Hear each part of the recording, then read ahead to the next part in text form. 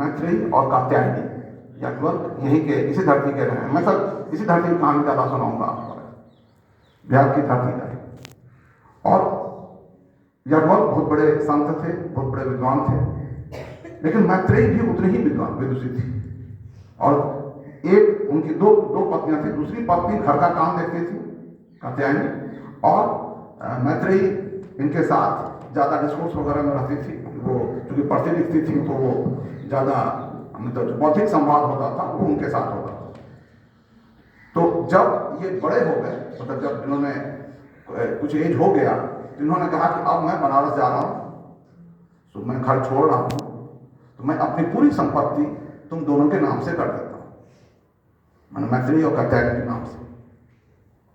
तो मैत्रेयी ने एक प्रश्न पूछा है, मैं समझता हूँ इतिहास का वो वन ऑफ द बेस्ट और सबसे महत्वपूर्ण प्रश्न है जिसका उत्तर आज तक हम लोग ढूंढ रहे हैं। उन्होंने कहा ये, और इसको जरा ध्यान से सुनिएगा।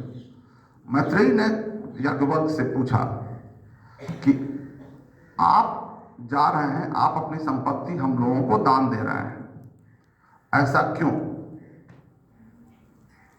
क्या इससे हम लोग संतुष्ट होंगे? आप घर छोड़ रहे हैं तो मैं घर क्यों, मुझको क्यों नहीं मना कर रहे हैं घर छोड़ने के लिए? अपने लिए आप अलग व्यवस्था कर रहे हैं और मेरे लिए अलग व्यवस्था क्यों?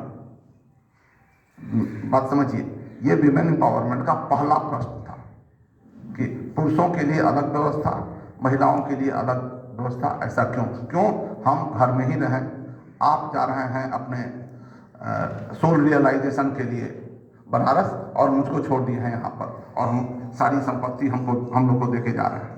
क्या इस संपत्ति से हमको वो ये मिल जाएगा जो आत्मा जो उन्नति आप चाहते हैं, अपने सोल का लिबरेशन चाहते हैं, तो ये क्या मुझको मिल जाएगा? दोनों के बीच में बहुत फियर्स डायलॉग हुआ है। ये डायलॉग मधु विद्या के रूप में संकलित है, पढ़ लीजिएगा, मैं समझता हूँ पढ़ना चाहिए। और इसी से एक नया अध्याय जीवन का प्रारंभ हुआ इन दोनों के डायलॉग से। और ये इसमें उन्होंने समझाया है कि संपत्ति, संबंध, ये सारे संबंध जितने होते हैं ये बहुत ही क्षणिक और स्वार्थपरक होते हैं। जब तक हमको किसी से भी संपत्ति से हो, किसी घर से भी, जैसे देखिएगा घर से भी खुशी मिलती है जब घर बनाते रहते हैं, बहुत खुशी होती है तो घर बनाया। जिस रोज उसमें तो मुकदमा हो जाता है या भाई भाई में झगड़ा होता है कौन पलाए पाल लिए हम लोग। बेटा पालते हैं इतना शौक से, बेटा को पालते हैं, कष्ट उठाते हैं, रात भर जगते हैं, सब सारी संपत्ति उस पर कुर्बान कर देते हैं। अब बेटा बिगड़ गया, उसका बेटा कौन बुलाया आ गया। ये उनके इसको पढ़िएगा, जरूर पढ़िएगा। जो संवाद है याज्ञवल्क्य और मैत्रेयी का बहुत ही महत्वपूर्ण संवाद है, जो जीवन के यथार्थ को बहुत ही अच्छे ढंग से दिखाता है।